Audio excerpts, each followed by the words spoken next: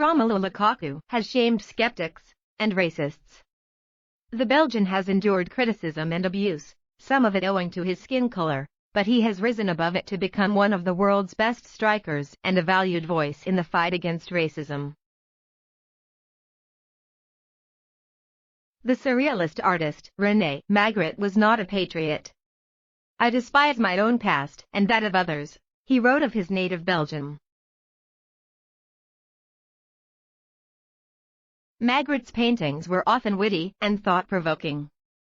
He was, along with fictional characters Tintin and Hercule Poirot, a famous Belgian. So is the cyclist Eddy Merckx. In the past decade, Vincent Kompany, Eden Hazard, and Kevin De Bruyne also became prominent Belgians.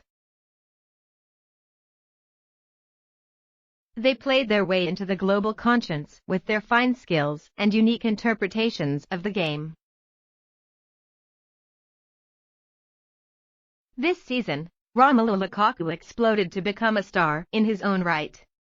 During a 2020 UEFA European Championship match on Saturday, June 26, on a night when football seemed to matter a little less after Christian Eriksen's collapse, Lukaku took the knee and raised his right fist. He got roundly booed by the Russian fans in the stands, but stood tall to dispatch his opponents with 2 strikes to symbolize that he has become a new leader who transcends the game, fighting racism and uniting a surrealistic, divided country. Born on May 13, 1993 in Antwerp, son to Adolphine and Roger, who was a footballer, Lukaku endured an impoverished childhood. At times, proper milk and even electricity were a luxury. Rats ran around the apartment. Those circumstances instilled a young Lukaku with an iron will, maturity and the belief that he could play his way to a better and brighter future for his family. At least, that was the plan. His first senior coach at Anderlecht, Ariel Jacobs, never knew that the Lukakus were struggling. "I think he decided this has to stop and I want to work for it," recalls Jacobs. His discretion does him honor as a player and as a person. At 16, Lukaku debuted for Anderlecht against Standard Liège in a high-stakes match he has called the craziest day of his life. Jacobs remembers him as a generational talent with lethal instincts and an impressive physique, but there was no way of telling he would become an elite striker for both Belgium and Inter Milan. At junior level, there never is. Above all, Jacobs was struck by a quality that would come to define, and at times almost consume, Lukaku: his inquisitiveness.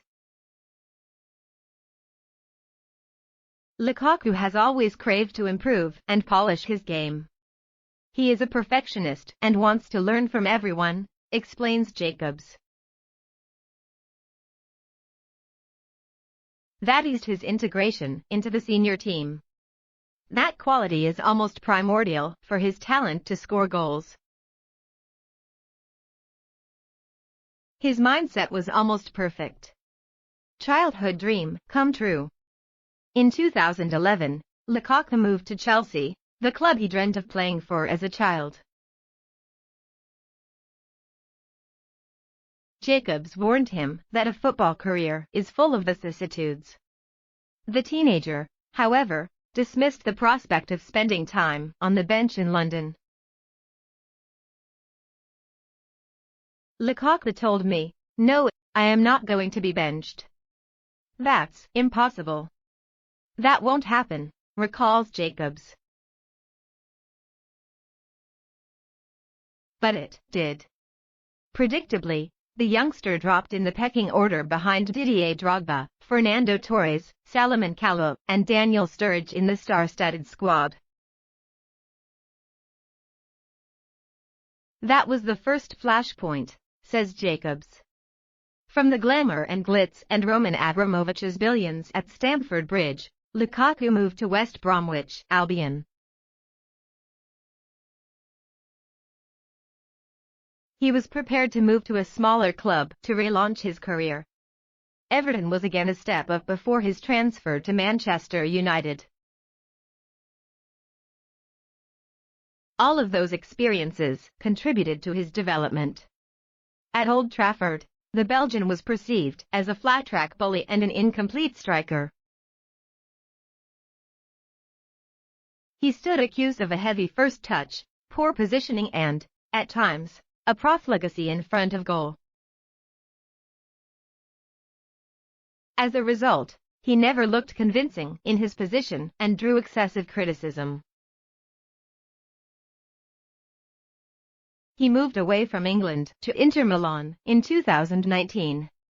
On the face of it, the Serie A was no fit for Lukaku, who requires space to attack defenders on the front foot. But Antonio Conte built the team around his number 9, and the results were spectacular. Lukaku topped the goal-scoring charts at San Siro to lead his club to a first Scudetto in a decade. But it was the manner and ethos of Lukaku's achievement that impressed, albeit not always. Against Zlatan Ibrahimovic, he swore repeatedly, "Fuck you and your wife, you little bitch." While the spat with Ibrahimovic came during a heated moment in the Milan derby, dragging the Swede's wife into this highlighted football's ignored misogyny problem. 100% own merit. With his skill set fine-tuned, Lukaku has become a decisive force. Suddenly, he is no longer the bumbling striker, as labeled by the English press, but a meteoric star who is one of the world's best strikers. His technical qualities have progressed, and that's not something you'd expect from someone who is almost 2m and 100 kilograms, says Frank van Laken, journalist and co-author of the book of Wiles Wort, Dirty Black, which addresses racism in Belgian football. Similarly, you don't expect such speed from someone so tall and powerful. It's 100% his own merit. At international level, that skepticism and doubt over Lukaku also persisted for a long time. At under-16 level, Christian Benteke was preferred to Lukaku to lead the line. He was relegated to the left wing, according to Jacobs, and it was a decision that prompted Lukaku to retire from the junior national teams. It wasn't just the coaches who doubted Lukaku. In his first 20 matches for Belgium, he scored just 3 goals, which was far from convincing. But above all, his somewhat clumsy style, with a heavy first touch and debatable positioning, irked the majority of Belgian fans. They didn't embrace him as one of their own. They failed to do so when he was Everton's top scorer in the Premier League, and they failed him even when he wore the shirt of Manchester United. From the start, the fans wanted Lukaku to play like Hazard or De Bruyne, but he is not like them.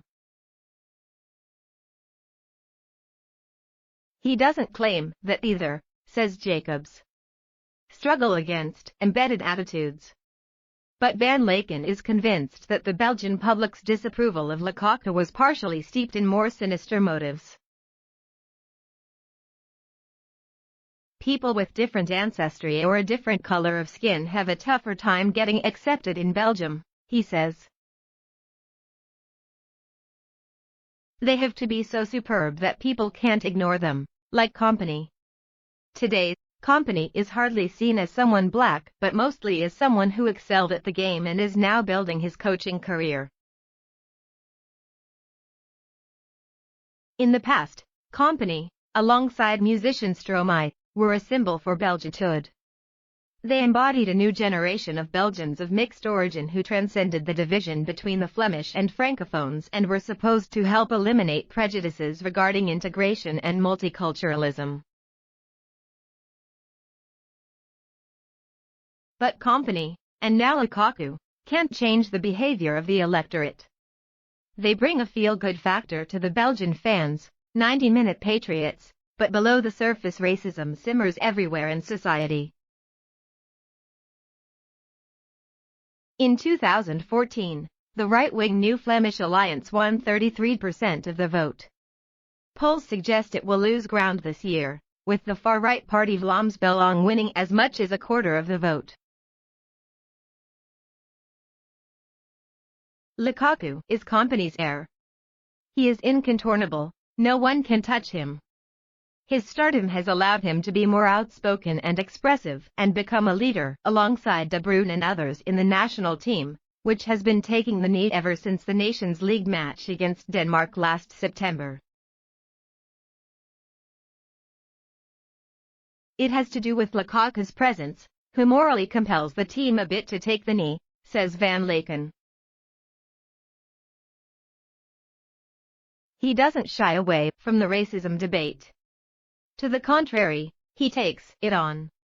In Italy, racism is obstinate, the incident at Cagliari with Inter Milan but an example. In St. Petersburg, the supporters booing at kickoff rendered Lukaku's stance a powerful and symbolic image.